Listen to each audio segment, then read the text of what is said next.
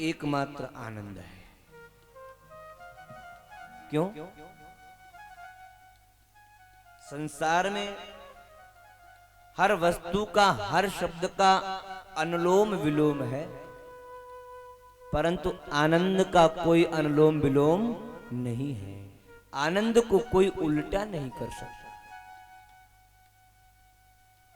कोई नहीं कर सकता। भगवान को जिसने उल्टा कर दिया फिर कहना ही क्या है? इतनी किस्में सामर्थ्य है, इतनी किस्में पावर है, भगवान को उल्टा कर। इसलिए भगवान ने एक अपना नाम रखा, बोले आनंद कंद भगवान की जय। कभी उल्टा नहीं होता, एक जैसा ही है वो। हाँ, बढ़ तो सकता है लेकिन घटता नहीं है, आगे पीछे भी नहीं होता है, केवल बढ़ता है। अब वो बढ़ता कम है जब हम उसके समीप जाते हैं, जब हम उससे संबंध बनाते हैं, जब हम उसे अपनाते हैं,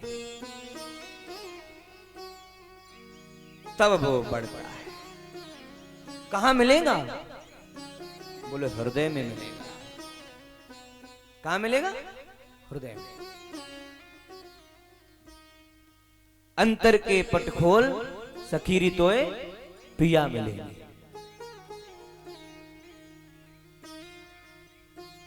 अंतर हृदय के पटों को खोल कर देखो, वो तो हमारे हृदय में विराजस्त हैं।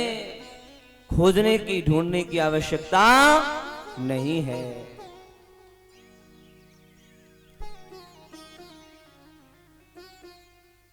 जिसने भी ढूंढा उसने अपने अंदर ही ढूंढा है? अपने अंदर। मीरा, रैदास, सूरदास, बाबा कबीर, तुलसीदास जी महाराज, सबने कहां ढूंढा? बोले अपने ही अंदर ढूंढा, कहीं नहीं गए ढूंढने। और हम लोग बोले हम लोगों की दशा तो महाराज ऐसी हो गई है जैसे मानो मृग। ऐसी हो गई मृग। मृग देखा है आपने? बोलो देखा है मृग? नहीं देखा तो होगा, टीवी पर ही देख लिया होगा, कहीं देखने को नहीं मिला होगा तो। बोलो राधे राधे। हाँ, आजकल बड़ा महाराज मोबाइल देखते हैं लोग, जब से लॉकडाउन लगा है तब से तो कहना ही क्या है।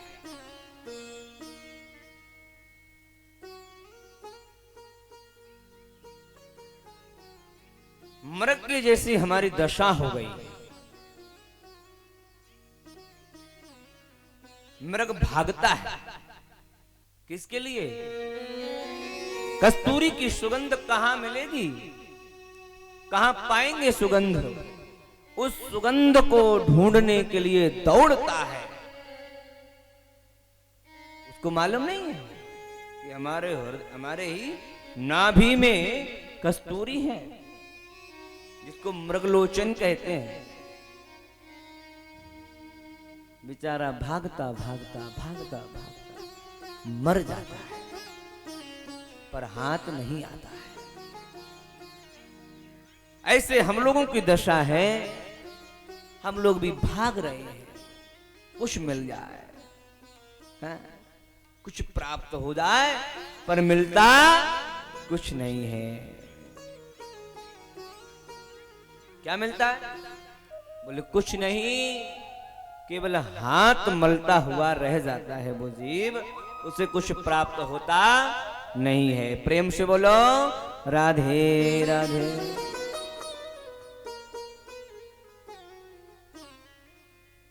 कुछ के चक्कर में न पड़ के सब कुछ के चक्कर में पड़ो, हमें सब कुछ मिल जाए, हमें सब कुछ प्राप्त हो जाए। जो इस चक्कर में अगर पड़ जाएगा ना, तो हमारा सत्यता है उसको सब कुछ ही प्राप्त हो जाएगा। और सब कुछ मिलेगा कहाँ? बोले एकमात्र प्रभु की शरण में ही सब कुछ मिल सकता है। संसार आपको कुछ दे नहीं पाएगा, उससे कुछ मिलने वाला नहीं है, उससे आशाएं मत रखना। हमारे संत जन कहते हैं, आशा ही परमं दुखम निराशा परमं सुखम। आशा ही दुख की जननी है। दुख कहां से जन्म लेता है? बोले आशाओं से। और जिसके अंदर निराशाएं होती हैं महाराज, उसको कभी दुख नहीं सताता, कभी नहीं आ सकता। तो कहते हैं भैया, सब कुछ पाना है तो आनंद को प्राप्त कर लो। वो आनंद आपके हृदय में ही बैठा हुआ है। वो कौन है? बोले वो परब्रह्म श्री कृष्ण है। सत माने श्री कृष्ण, चित माने श्री कृष्ण, आनंद माने भी श्री कृष्ण है। फिर कहा विश्वोत्पत्त्यादि हेतवे। वो कैसा है? बोले वो विश्व की उत्पत्ति करता है, पालन करता है और फिर संहार कर देता है। ब्रह्मा भी वही है, विष्णु भी वही है और शंकर भी वही है। उत्पत्ति करना जब होता है तो ब्रह्मा बन जाता है, पालन करने के लिए वही विष्णु बन जाता है और संहार करने के समय शंकर बन जाता है।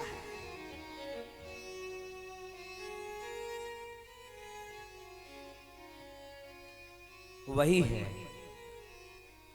तापत्रय विनाशाय।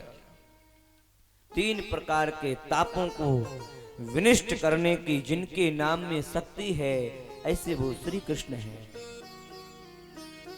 3 ताप कौन से हैं भैया? बोले दैहिक ताप, दैविक ताप और भौतिक ताप। शारीरिक ताप और मानसिक ताप और बोले दैविक ताप। भगवान के द्वारा जो ताप दिया गया है वो दैविक ताप होता है। शरीर से स्वस्थ हैं, धन धान्य भी हैं, परंतु करना कुछ और चाहते हैं, हो कुछ और जाता है। ये भगवत ताप होता है। ये दैविक ताप होता है। और जो मानसिक चिंताओं से ग्रस्त रहता है, जो टेंशन करता है, वो भौतिक ताप होता है। और एक है दैहिक ताप, जो शारीरिक कष्टों से परेशान है।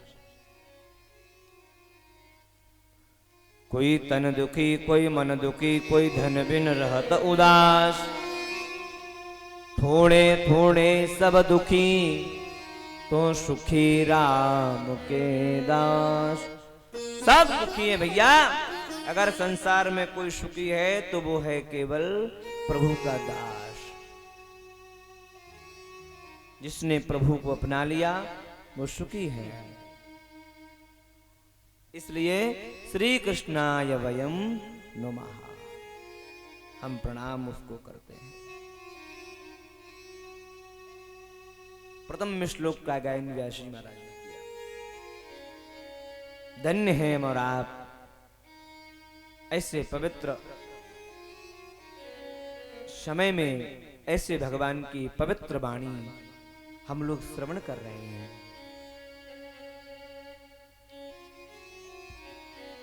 कथा को कहां गाया गया? बोले कथा गाई गई नैमिष में, नैमिषारण्य तीर्थ में कथा को गाया गया। सूत जी के द्वारा 88,000 संत जन विराजस्त हैं, विराजमान हैं। उन 88,000 संतों ने आज मन में ये संकल्प लिया कि अब बहुत काल तक सत्संग किया जाए, बहुत काल तक। तो बहुत काल तक सत्संग जब भी हो सकता है जब हमारे पास समय हो, और समय के साथ साथ कोई वक्ता हो सत्संग कराने के लिए। जैसे ही मन में भाव जगा, तत्काल श्री सूत जी महाराज वहां प्रकट हो गए। सूत जी महाराज जैसे ही महाराज वहां आए, सूत जी को देख करके वो संतजन दंडवत प्रणाम करके और आसन दे रहे हैं। कान भगवान आप क्या कर रहे हैं? बड़े बड़े अमलात्मा ज्ञानी जन हैं आप, और आप मुझ बालक को प्रणाम कर रहे हैं। तो कहा हम आपको प्रणाम नहीं कर रहे हैं, तो किसको प्रणाम कर रहे हो? कहा हम आपके ज्ञान को प्रणाम कर रहे हैं। प्रणाम शरीर को नहीं किया जाता है, शरीर तो नश्वर है, शरीर तो मर जाएगा, पर ज्ञान कभी मरता नहीं है मेरे प्यारे। ज्ञान कभी नहीं मरता है।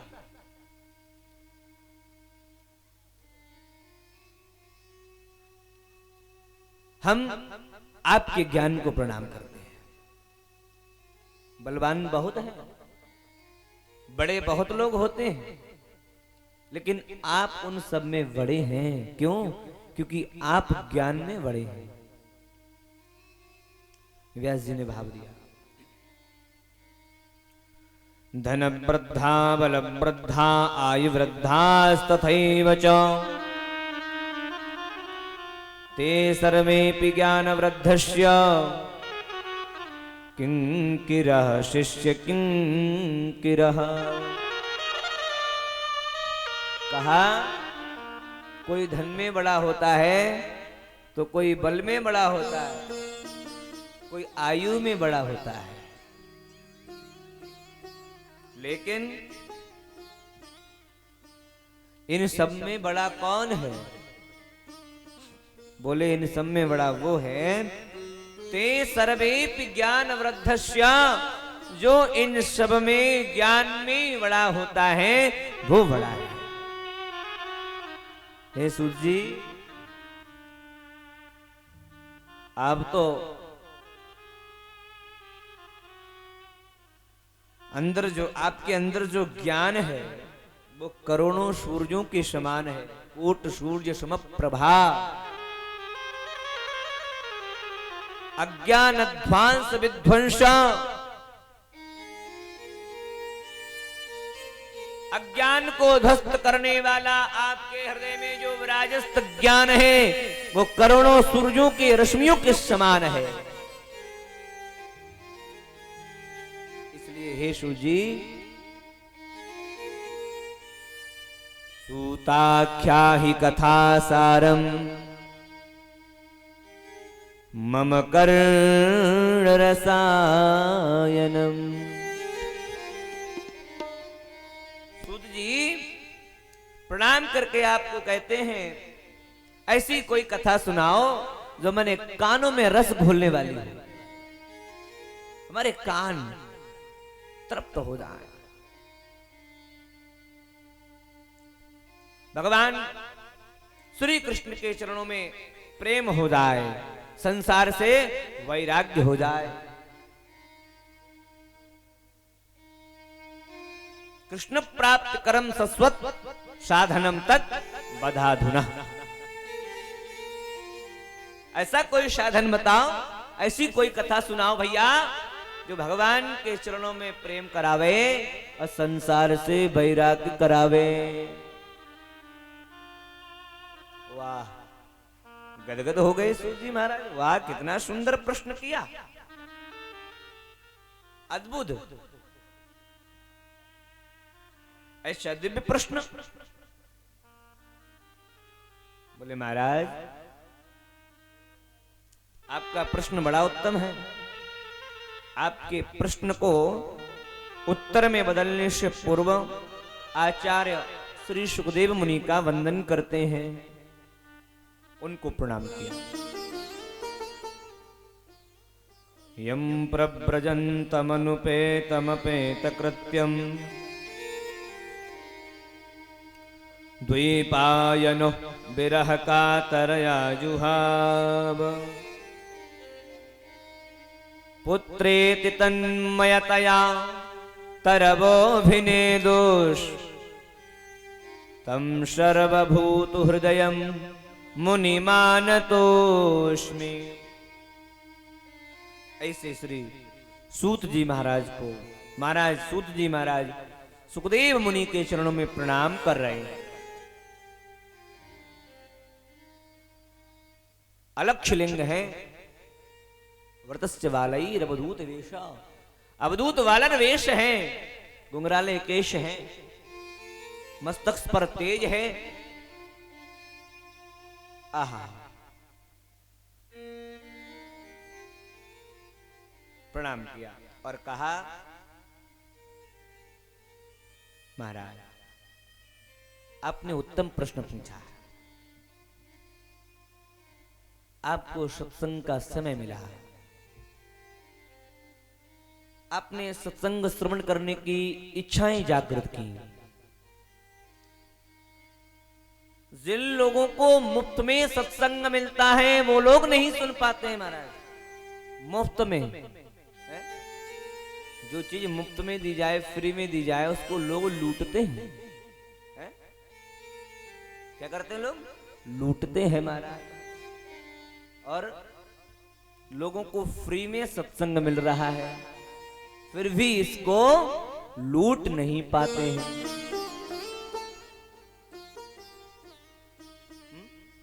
कितने जन यहां बैठे हैं जो महाराज केवल बात कर रहे हैं, उनको बात से ही फुर्सत नहीं। ऐसे जनों का क्या कल्याण होगा ये तो परमात्मा ही जाने है। कैसे होगा ये तो भगवान ही जान सकता है। काम काज छोड़कर रात्रि काली कर रहे हैं, किस लिए? अरे बहन, आज तूने क्या बनाया घर में? है? है? क्या इसीलिए? भैया, काल रूपी ब्याल सबको खा रहा है, सबको खा रहा है, हमें भी खा रहा है, आपको भी खा रहा है, और सबको खा जाएगा। भागवत जी में व्यास जी ने लिखा कि काल ब्याल मुखग्रास और त्रास निर्णाश है तवे। भैया, ये काल रूपी ब्याल है, सबके खोपड़ी पे बैठा है, सबके सर पर विराजस्त है और दिनों दिन खा रहा है, पर हमको पता नहीं चल रहा है। हमको पता कब चलता है? बोले जब बिल्कुल खा जाता है।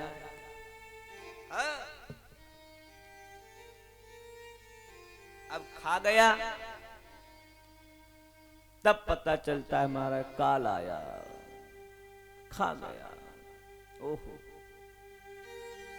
संकेत पहले से ही उसने दिए, लेकिन तुम्हारी मति इतनी मूढ़ थी, तुम इतने मंद बुद्धि थे, उसको नहीं जान पाए, नहीं समझ पाए। एक बार जोर से बोलो, राधे राधे।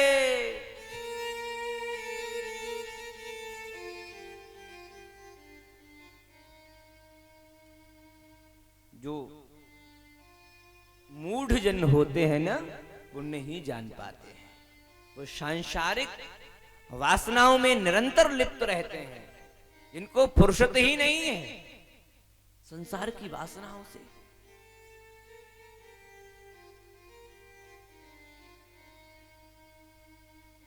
सूर्य जी कह रहे हैं, भैया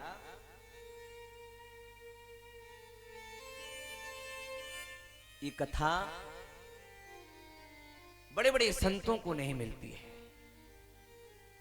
अरे संतों की तो बात छोड़ दीजिए, ये कथा देवताओं को नहीं मिलती है, ये कथा देवताओं को नहीं मिलती है। धन्य है हमारा,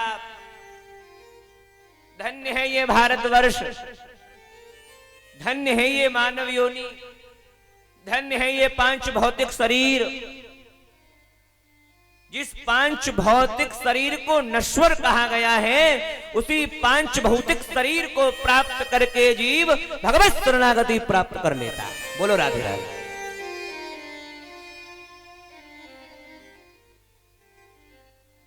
क्षितिजल पावक गगन शमीरा, पंच रचति अति अधम शरीरा।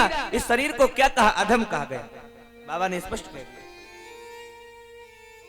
लेकिन अधम शरीर के माध्यम से व्यक्ति जब प्रभु की शरणागति स्वीकार कर लेता है, फिर वो अधम नहीं रहता है, वो भैया भगवत धाम, भगवान के धाम चला जाता है। भगवान की भक्ति करने का एकमात्र उपाय बोले ये शरीर ही है जिससे हम भक्ति कर सकते हैं। आज हम लोगों ने यात्रा की महाराज, बहुत भीड़ थी यात्रा में, बड़ी सुंदर यात्रा हुई।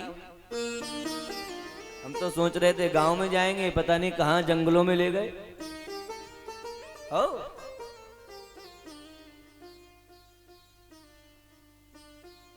यात्रा तो गांव की ही होती है, शोभा यात्रा का मतलब ही यही है। हमने तो जंगल यात्रा किया। बोलो राधे राधे। उस यात्रा में एक बात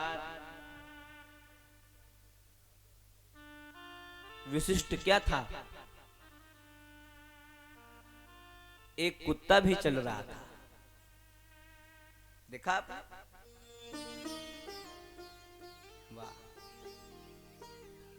धन्य है वो, धन्य है भगवान का कोई भक्त होगा, कोई भक्त जो किसी पाप की वजह से श्वान योनियों में जन्म ले लिया, और आज उसका सौभाग्य देखिए, थोड़ी बहुत दूर नहीं चला, पूरी यात्रा में चला था। थोड़ी बहुत